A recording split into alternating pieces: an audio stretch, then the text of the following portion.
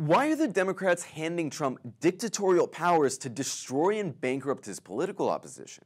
Tomorrow, congressional Democrats will join Republicans to vote on a bill that will allow the Treasury Department to strip any nonprofit that they accuse of supporting terrorism of their tax-exempt status, and they can do this without any evidence. Losing their 501c3 status would prevent nonprofits from collecting tax-deductible donations and lead banks to consider freezing or closing their accounts while they'd be hit with huge tax bills. Basically, it would be a strategy to completely shut down their operations. Not to mention, the Treasury doesn't even need to articulate a reason or provide any evidence that the group is actually supporting terrorism. They could presumably just do it based on things they've said. Just think about the implications of this. In a world where anyone who criticizes Israel's genocide is called a supporter of terrorism, that slander would now be turned into an actual weapon to target and shut down pro-Palestinian groups. It could easily be used to prosecute any group that's critical of the US government, especially its foreign policy, given how loosely the word terrorism is used in this country. This bill, which 52 Democrats voted for alongside all but one Republican, would give these powers to the incoming Trump administration on day one.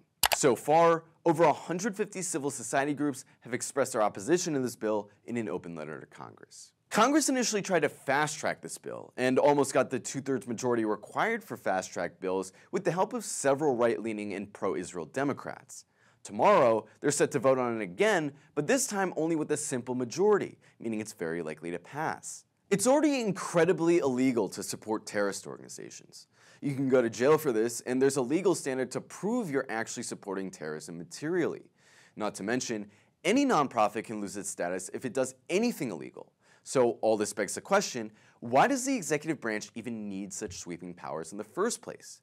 But what's really mind-boggling about all this is not even 2 weeks ago, the Democrats were comparing Trump to Hitler. Now, they're giving the man they called Hitler the power to crush his political opposition under the guise of opposing terrorism. Donald Trump has repeatedly stated his intention to get revenge on his political enemies if he's reelected.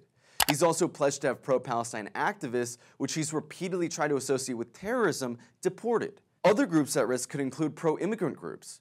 During his first administration, Trump was considering designating Mexican drug cartels as terrorist groups.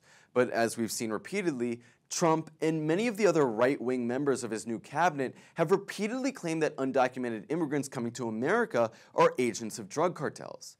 This association could be used to target nonprofits that help undocumented immigrants. But even groups that aren't directly involved in organizing protests or helping immigrants could be attacked under this bill just for speaking out in defense of those that do. This could include journalists, human rights organizations, and legal aid groups.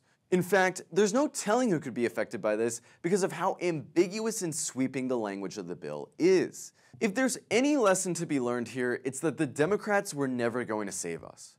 All of that talk about how dangerous Trump is, and now, not even 2 weeks after he gets elected, a group of Democrats end up being the ones trying to hand him the weapons to crush dissent and free speech.